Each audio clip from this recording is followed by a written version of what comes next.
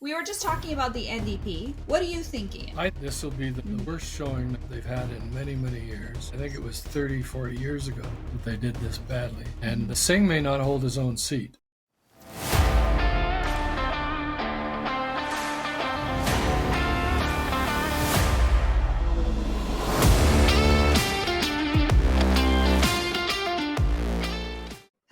Hello, everybody, and welcome back to the Radical Center. It's been some time since we've talked to you, maybe a week, not that long, honestly, but I'm sure you've missed us. We are back, and we have Ian Connerty back with us today to tell us about what he thinks is going on this federal election.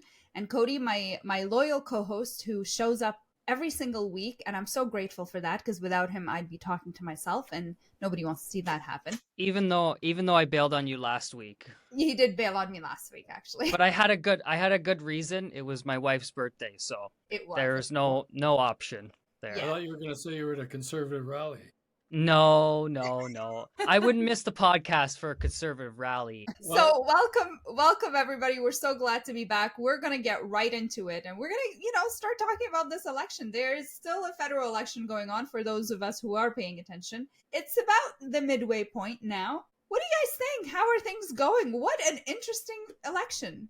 Ian, let's start with you. Yeah, well, this is an election like no other I've ever seen in 50 years of watching elections. The Conservatives, a month before the call, were 25 points ahead, and today they're either even or 5 points behind, depending on your polls. And older voters who have traditionally voted Conservative in every election I've been in are all voting Liberal this time. We could always count on the older voters to be on the red side. And the young voters who have always in our other elections either voted NDP or Liberal are all voting Conservative. Not all, but a majority voting Conservative. The final thing is the NDP collapse. They had 21% of the polls or of the vote before the election, just like the Conservatives were way up. They're now down to 9%, which means they're going to lose some of their 25 seats. They might even lose their party status. And the reason is fear of Trump. And it was used by Ford quite successfully in his re-election. And it's a one-trip pony as far as Carney is concerned. Even today, he called a meeting, an unnecessary meeting, to discuss the non-tariffs that were not imposed on Canada. Cody, what do you think? What do you think of what's going on? The NDP is collapsing. The Liberals have made a comeback like no other party has seen before. And what's happening with the Conservatives? Are they status quo or are they losing? Well, here's the thing. I don't think that the Conservatives are necessarily running a terrible campaign. I just think that they're not winning. So two things can be true at once. And I really think that where Pierre was at the beginning of this race, before it even started, he was cruising to a supermajority. That's just not the case anymore. This is a much more competitive race. And just looking at it from a pure political standpoint, I think the biggest stories of this election, after this election is over, it's gonna be about the resurgence of the Liberals. I'm really struggling to find the silver lining for the Conservatives in all of these numbers, because if the election were held today, it's a Liberal majority, Liberal minority at the least. The Bloc Québécois, they're doing terrible in Quebec. The NDP, they're not even a choice in this election. It's a binary choice between the Conservatives and the Liberals. There are two issues in this economy, the economy and Donald Trump. And based on whatever is your top issue, that you're going to vote accordingly. And we were talking a little bit earlier before we started recording that, when there's such a huge threat to the economy, such as these tariffs that keep, getting put on and removed, and, he changes the number whenever he wants. It's almost like that threat is so much bigger than our regular economic concerns that the leader who is going to win that conversation is going to dominate in the election, because it's almost like, there's a huge crisis that's coming your way, and yeah, of course you had problems before, and there's things you didn't like, and there's a higher crime rate, and the grocery prices. There's been a lot of issues that people don't like in Canada over the past 9 years. A lot of that's been blamed on the Trudeau government, on the Liberals, but now there's a bigger crisis, and the question is, who can handle this crisis better? And unfortunately, we talked about this a few weeks ago. Pierre took way too long to start talking about Trump, to start talking about the bigger conversation. So I think you're right about that. What do you think of the NDP? What is happening to the NDP? Well, their biggest problem right now, politically, just purely by the numbers, is their incumbents are in real danger. And they are similar to what happened in the provincial election. The NDP, at one point, they were in danger. But they did the smart thing and they focused their resources on saving their incumbents. And because of that, Merritt Stiles retained her position as the official opposition. I don't see how Jagmeet Singh stays on as the leader for very long after this. He might even lose his own seat. The left is coalescing behind the Liberals. Mm-hmm. And one of the things that I mentioned earlier is that the reason why I don't think that the Conservatives are running a bad campaign is because their numbers are actually pretty freaking good. They're just not winning. On any ordinary election, when you're at 38 to 40%, even those high fees, it's a Conservative win.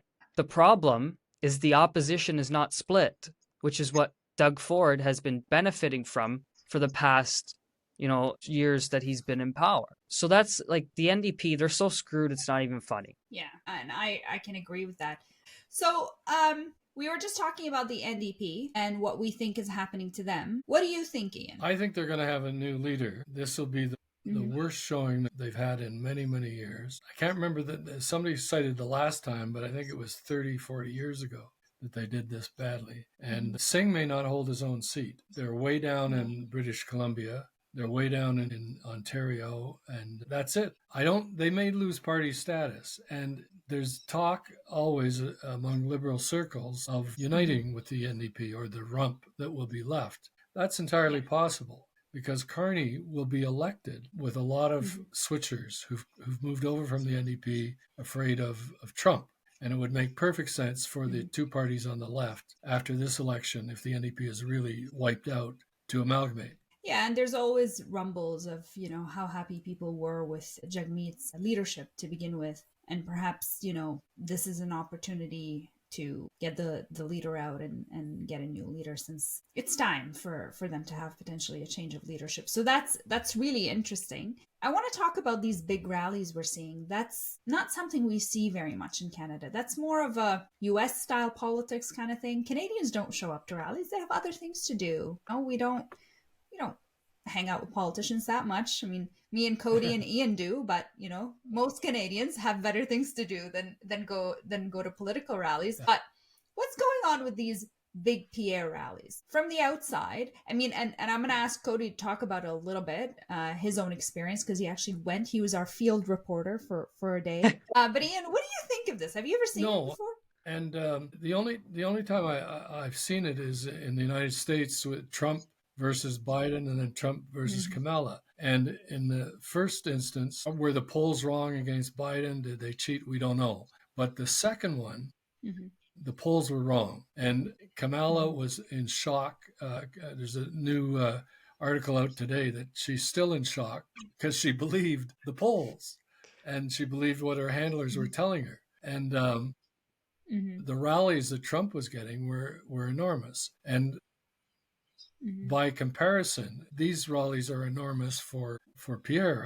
I've helped organize rallies and 200 or 300 people, and you get the cameras located properly, and it looks like a big crowd. On the other hand, Carney had 47 people at his kickoff in the Nepean, and usually you want to get the biggest crowd out for your leader's kickoff, for the visual on TV. So are the polls lying to us? My son tells me that he's 30 and he's voting Conservative because they have no chance of raising a family or buying a house under 10 years of Trudeau. And all of his friends, he tells me, are voting Conservative for that reason. He gets calls, they hang up. they get calls from pollsters, they just hang up. So, are the young people who appear to be going conservative being underrepresented.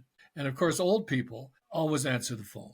They love talking to pollsters, and it gets them away from their porridge or whatever. The other problem. How many polls have you answered, Ian, this week? I haven't answered any either. Me neither. I haven't gotten any polls whatsoever. And the problem is that in the last election, 83% of seniors voted, people over 60. 42% of people under 30 voted. So unless the young people are really motivated to vote, even though they're pissed off, the people with the old folks will win. And I found that to be true in municipal election too. I've always told my candidates, go for the property owners, the seniors, because they always vote. And downtown, the apartment dwellers, even though they were nice and liberal on the doors, voted 12% in some of those buildings downtown.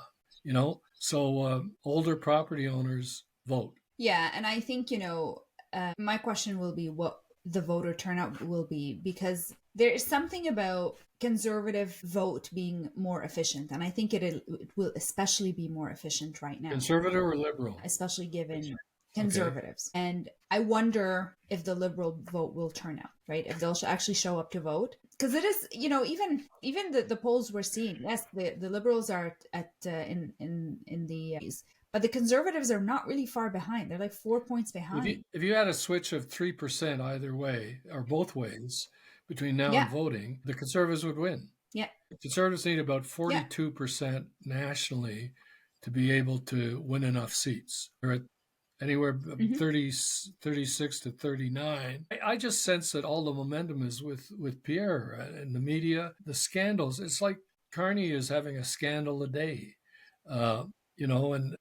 and it's in the media. And he's also pissing off the media, which is a big mistake. He got a question from the Globe and Mail yesterday, and he said to the Globe and Mail reporter asking about something, don't always believe what you read in the Globe and Mail. Well, I would kick a candidate in the behind if he ever said that to the press. I mean, and he's getting away with it. And then with the chief correspondent for the CBC, she asked the question, he said, look inside yourself, Rosemary. I mean, that's outrageous behavior for a seasoned politician. It shows that But on the other side, you've got Pierre, who is only allowing them to ask 4 questions at a press conference, and he doesn't want the media following him. But he's not being rude to them. I don't think. In fact, his problem is being rude to voters. Yeah. Going back to the Papa Trudeau days, Marshall McLuhan said at the time that Trudeau was great for TV because he was cool. He wasn't hot. Mm-hmm. I've always told politicians that you're in somebody's living room when you're on camera. Don't scream at them. And until about 2 weeks ago, Pierre was screaming. He's toned down a bit. He's trying to reinvent himself, but it's too late. And I know some PC insiders who are blaming Jenny Byrne, his campaign manager, who's a bit of a screamer too. And there's fighting going on in their campaign. And yes, they won the campaign against Trudeau, but they never changed strategies. First, they had to cool down their candidate, and they had to say something about Trump. He didn't say anything about Trump until this week. I'm going to fight Trump too. Well, wait a minute. You left the ballot question to the other guy, and you tried to create a new ballot question on affordability and such. Well, yes, he's getting his core vote on the affordability, but he's not getting the swing voters. He's not growing beyond that, for sure. Cody, you were at a rally. How did it go? So let's start from there. So I was at the rally. There was a big crowd. The doors were supposed to open at 6. I was in line at about 4 o'clock. Mm-hmm. I knew that I had to get there earlier. And there was let's say 100 to 200 people lined up. Mm-hmm. You could feel the energy. People were happy. It's a political rally. Whether you go to a liberal or if a new Democrat ever has a rally in this election. But whether you go to the people who are showing up at the rallies, they are the hardcore. It's sure there's people that show up that want to see the candidate, but those are a very small group of people. The rallies are big, okay? They are the biggest rallies. But like lawn signs don't win elections, rallies don't win elections, okay? every single one of those fucking people in that rally, they have to get out and vote. And they have to go home and they have to tell 5 other people to go vote. They have to say, I'm going to drive 5 people to the polls. Okay? And how many people do that? Not very many. Yeah. And even if you look at how big the rallies are, in terms of how much that translates into voters per riding, it's not that much, right? Right. And I want to say I sat there, and obviously this was in Brampton. So obviously you had candidates from Brampton. That makes sense. People. Yeah. And they're people. Yeah. Rallies suck. Okay, rallies suck because they take your volunteers away from the doors. They take your candidate away from the doors. And I thought what the worst part of it is that you had a candidate from Oakville who was introducing the candidate for Brampton. And then I also saw the candidate from Mississauga Streetsville. 2 people in very winnable ridings. Why are you in Brampton? Yeah. Why are your people in Brampton? You should be knocking on doors at 5 o'clock in the evening, right? So, like, that's just me as someone who actually knows how, like, grassroots works, right? How municipal campaigns work. You don't win campaigns by going to rallies, to events. And this would be considered command performance, right? Like they have to go. Right. It's not even right. So the second thing is the polls. I agree with Ian. The older demographics are going towards the Liberals, right? The younger demographics are going toward, like myself, I'm 27 years old. Young people are drifting towards the Conservatives. But I'll use an anecdote. I was at work the other day and I was listening to a bunch of some of the other young guys. They were complaining about the cost of living. They were complaining about the economy. I said, well, you guys better get out and vote then. And they just kind of looked at me. They're like, yeah, I don't know about that. That's the problem. I said, well, there you go, right? That's the problem. So if this election works out where the older folks, they turn out, Carney's going to win the election. That's it. That's all. That's it. It's over. But if the young people get out and vote, it'll be a lot closer. Doesn't guarantee Pierre a win, but it'll be pretty close, right? The last thing is, we can move into Corey tonight. A lot of people in conservative circles are giving Corey tonight, the backhand for not staying in line and towing the party line. He's pulling the fire alarm because he sees that there's an issue. He just ran a campaign in Ontario. And regardless of what you think about that, his candidate just won 3 straight majorities in a row. The election was literally weeks before this federal election started. So you may not have to take all of his advice, but I would just advise conservatives to stop getting out your pitchforks and, calling him a traitor, because he's telling you that your messaging is wrong. And if your messaging is wrong, then you need to pivot. And Pierre has done that. He has pivoted. I don't know if it's enough. I don't know if it's going to be enough to win this election. Yeah. So what Corey said is that this is campaign malpractice at the highest level. I've never heard that before, but I think he's right. They did blow a 25-point lead. He's right. Like I think Corey's often right, but they screwed up, When we were talking about this, he took too long to pivot. He took too long to start talking about the big issue that is concerning Canadians. And he spent way too much time still focusing on trying to, paint Carney with the same brush as Trudeau when people moved on from that. People forgot about Trudeau really quickly. It's almost like as soon as he was gone, he was forgotten about. I don't know what it is. Maybe it's Trump and the tariff threats that automatically changed people's perspective or, made our memories even shorter. I don't even think of Trudeau anymore.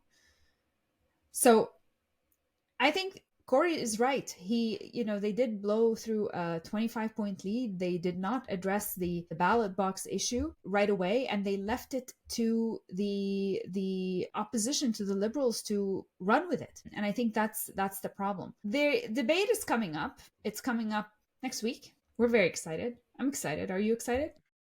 Yeah, well, it's do or die for the leaders, really, right? Yeah. It's their last opportunity on a national stage to speak to voters. Yeah, for sure. And it's going to be certainly interesting to watch Pierre and Carney finally have a face-off. I mean, they've had a couple, but I think this one will be quite interesting because especially the English debate tends to be the one that's most watched. So we're looking forward to it. We're going to have a bit of a post-debate party that we're Action commentary, whatever you want to call it. yeah.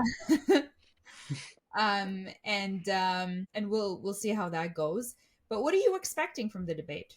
What do you think their strategy should be? Well, this election is a binary choice, right? It's a binary choice between who's going to form government, which is the Conservatives and the Liberals, and the two issues that matter to Canadians most, which is Donald Trump and the economy. And, I'm getting to a point now, I think a lot of people would agree with me. Next week, Pierre has to do something to change the tide. If he doesn't change it by the debate, if he doesn't have a big moment, it's over. Like, I'm sorry, I'll just be straight up and I'll be honest with my conservative friends. We talked about this before we came on here. This election, if it is a clean sweep of Atlantic Canada in the way that it looks like it's going to be over before you get to Quebec or even Ontario.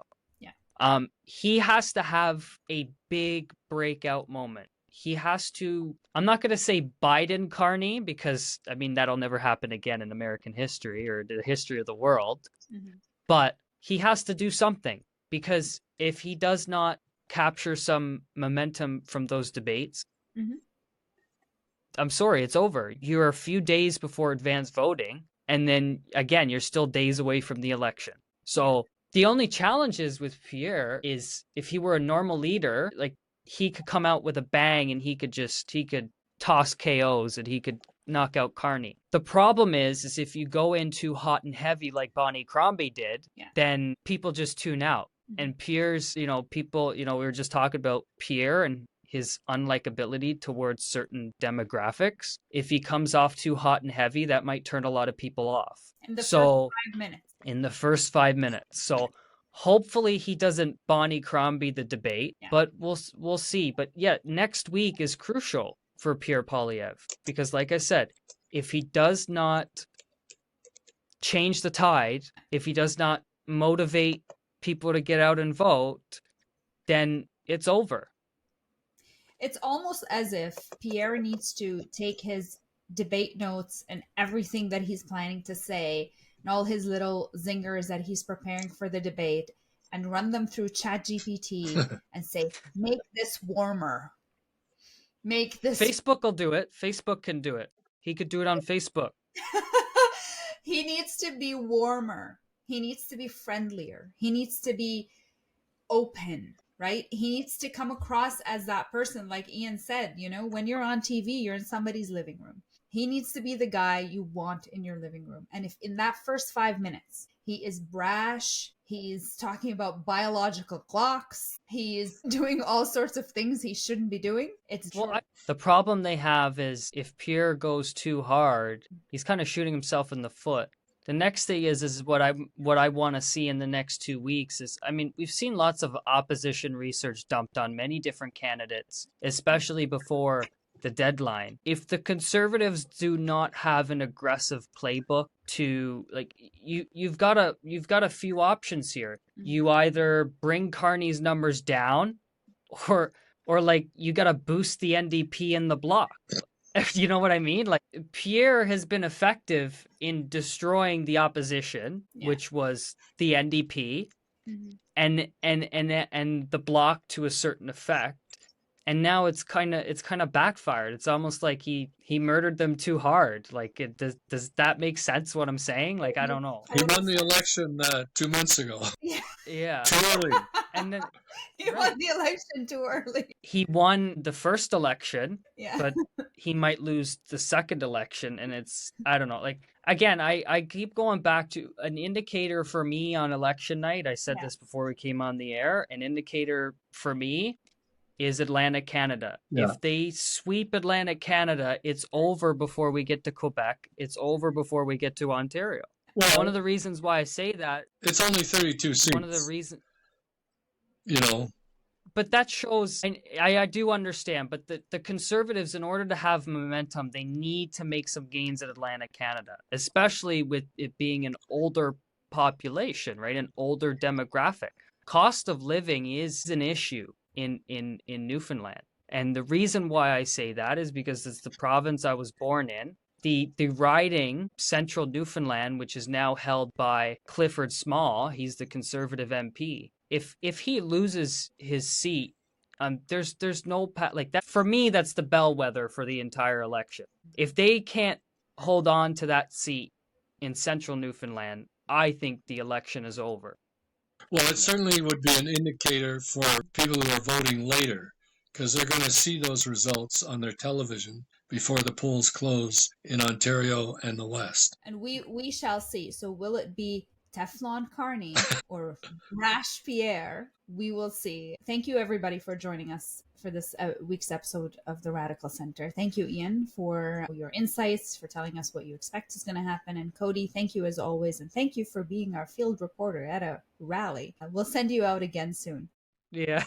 We'll be back again next. Do I get a film crew? Do I get a budget? Like, what's going on here?